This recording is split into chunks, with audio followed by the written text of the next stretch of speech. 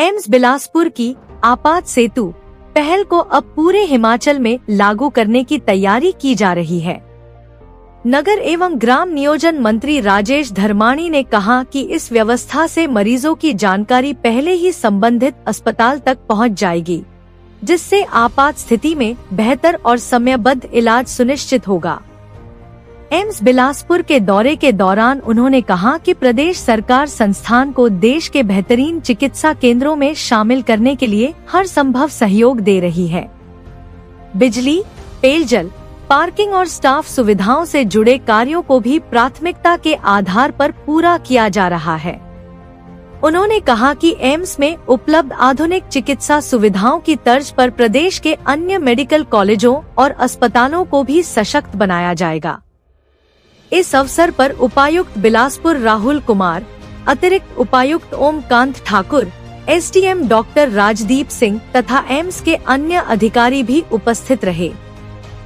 अच्छा लगा एम्स बिलासपुर में यहाँ पे हमारी इंटरेक्शन हुई, इसमें डिस्ट्रिक्ट एडमिनिस्ट्रेशन और जो हॉस्पिटल एडमिनिस्ट्रेशन है, कॉलेज हमारे डायरेक्टर हैं, एमएस हैं, बाकी सीनियर ऑफिसर्स थे, इसमें शामिल थे। कई ऐसे इश्यूज थे जो एम्स बिलासपुर के लोकल एडमिनिस्ट्रेशन और हिमाचल गवर्नमेंट से संबंधित हैं, जिनको रिजॉल्व करना बहुत ज़्यादा जरूरी है पब्लिक इंटरेस्ट में, इंस्टीट्यूशन की बेटरमेंट के लिए और स्टेट के जो इश्यूज हैं, स्टेट के जो कंसर्न हैं, उनको एड्रेस करने के लिए। इसमें विस्तार से चर्चा हुई और कैसे हम एम्स की और बेटर वे में हिमाचल के लोगों के लिए, आसपास के लोगों के लिए बेटर हेल्थ सर्विसेज में इनके हम योगदान और बेटर कर सकें, इसके बारे में चर्चा हुई। और जो हॉस्पिटल एडमिनिस्ट्रेशन को दिक्कतें आ रही हैं, उनको कैसे सॉल्व करना, जैसे कैंपस के बाहर पार्किंग स्लॉट बनाने की ज़रूरत है, वहाँ रेन शेल्टर बनाने की ज़रूरत है। हमारे जो नर्सिंग स्टाफ है स्पेशली, या इवन जो हॉस्पिटल में पेशेंट्स एडमिट होते हैं, उनके अटेंडेंट हैं, इनको लेट इवनिंग आवर्स में, जैसे आसपास बिलासपुर या ब्रह्मपुखर जिनके रेजिडेंशियल एकोमोडेशन वहाँ पे है, वहाँ पे कम्यूट करना पड़ता है, तो उसमें जैसे बस फैसिलिटी प्रोवाइड करने की बात है, या एडिशनल यहाँ पे रेजिडेंशियल फैसिलिटीज डेवलप करने की बात है। और एक बहुत अच्छा इससे बात निकली है कि जो हमारे एमएस हैं डॉक्टर दिनेश जी, इनके प्रयास से एक आपात सेतु के नाम से उस पर काम हो रहा है, और हम कोशिश करेंगे कि इसमें हिमाचल के जितने हमारे मेडिकल इंस्टीट्यूशन हैं, और फर्स्ट गो में हम बिलासपुर से शुरू करेंगे, मेडिकल कॉलेजेस को भी इसमें साथ में लेंगे, और जो हमारे सिविल हॉस्पिटल, रीजनल हॉस्पिटल हैं, उनको भी ऑन बोर्ड लेंगे, ताकि पेशेंट्स को जब हम उसके घर से इमरजेंसी कंडीशन में जब 108 में उसको वहाँ से पिकअप करते हैं, उससे पहले हम हॉस्पिटल एडमिनिस्ट्रेशन को इन्फॉर्म करें। और इसकी ज़रूरत जो है हमारे स्टेट के हॉस्पिटल में ज़रूरत है। ये मैंने पहले हमारे हेल्थ सर्विसेज का एक दिन रिव्यू मीटिंग सीएम साहब ले रहे थे, उसमें भी मैंने कहा था कि एम्बुलेंस सर्विसेज को हॉस्पिटल एडमिनिस्ट्रेशन के साथ इंटेग्रेट करना जरूरी है, क्योंकि जैसे ही पेशेंट को हम 108 में पिकअप करते हैं, और जब जहाँ ड्रॉप करना होता है वहाँ पे फिर कई बार डॉक्टर्स रेडली अवेलेबल नहीं हैं, तो पेशेंट पहले ही इमरजेंसी कंडीशन में, इसलिए एम्बुलेंस की सर्विसेज अवेलेबल उसको हुई है। लेकिन अगर वहाँ डॉक्टर या बाकी सपोर्टिंग स्टाफ नहीं होगा, तो फिर हॉस्पिटल में लाना या घर में रहना एक ही बात होगी। और दूसरा है कि क्योंकि अभी तक 108 की जो सर्विसेज है, उसमें नियरेस्ट हेल्थ इंस्टीट्यूशन तक ही वो ड्रॉप करते हैं, फिर फर्दर जो है इंटर हॉस्पिटल के लिए दूसरी एम्बुलेंस लेनी पड़ती है।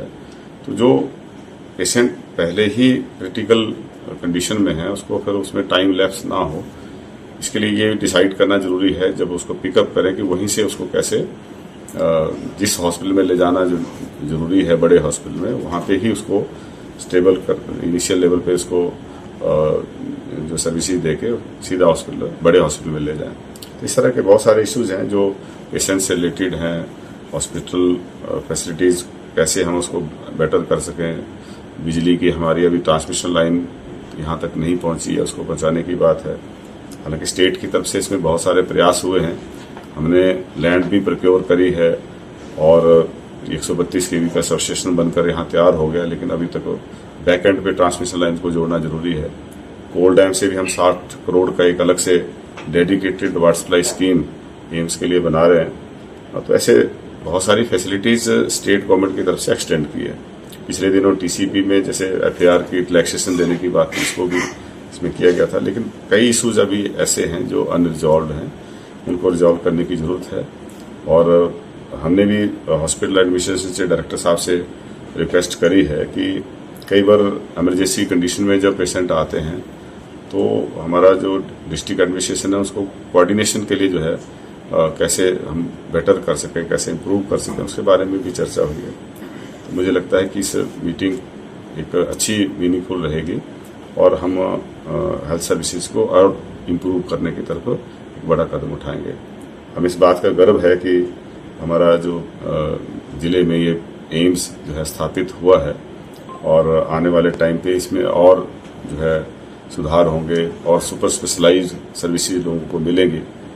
अभी जितनी इसकी बेड ऑक्यूपेंसी है फुली यूटिलाइज हो रही है, जैसा मुझे बताया गया 750 बिस्तर का हॉस्पिटल, लेकिन इसमें इस समय 760 पेशेंट एडमिट है। तो बहुत एक सक्सेसफुल और एक मैं कहूँगा कि सेंटर ऑफ एक्सीलेंस जो है के तौर पे इंस्टीट्यूशन डेवलप हो रहा है। हमें इस बात की खुशी है और लेटेस्ट मशीन्स जो यहाँ पे स्थापित हुई हैं उसी तरह की हम कुछ हॉस्पिटल में हिमाचल के मेडिकल कॉलेज में भी स्थापित करें, उसकी तरफ भी कदम जो है उठाए गए हैं। तो आने वाले समय में ये बहुत अच्छा कैंपस बनेगा। अभी जैसा मुझे बताया गया कि पिछले दिनों एनवायरनमेंट डे के ऊपर एक अच्छा एनवायरनमेंट क्रिएट करने के लिए फिजिकल एनवायरनमेंट जो है उसके लिए भी इनको प्राइज मिला है। माननीय मुख्यमंत्री सुखविंदर सुक्खू जी ने वो प्राइज दिया है क्योंकि कैंपस जो है ग्रीन कैंपस बनाने की तरफ इन्होंने कदम उठाए हैं। इसमें प्लांटेशन बहुत अच्छी कुछ एक सक्सेसफुली इन्होंने कर दी है, रेस्ट ऑफ एरिया में भी ये कर रहे हैं। और उसी तरीके से यहाँ पे सोलर प्लांट लगाया है ताकि ग्रीन एनर्जी का भी दोहन जो है ज़्यादा से ज़्यादा हो सके। रेन वाटर हार्वेस्टिंग सिस्टम भी बना रहे हैं। इस तरह के बहुत अच्छे इनिशिएटिव जो ग्रीन इनिशिएटिव हैं वो भी इन्होंने लिए हैं। और मुझे उम्मीद है कि आने वाले समय में ये हॉस्पिटल और जो हमारा मेडिकल इंस्टीट्यूशन है ये मेडिकल कॉलेज जैसा एम्स दिल्ली है उसकी तरह जो है उसके नक्शे कदम पर चलेगा और आगे बढ़ेगा, लोगों को अच्छी सर्विस मिलेगी।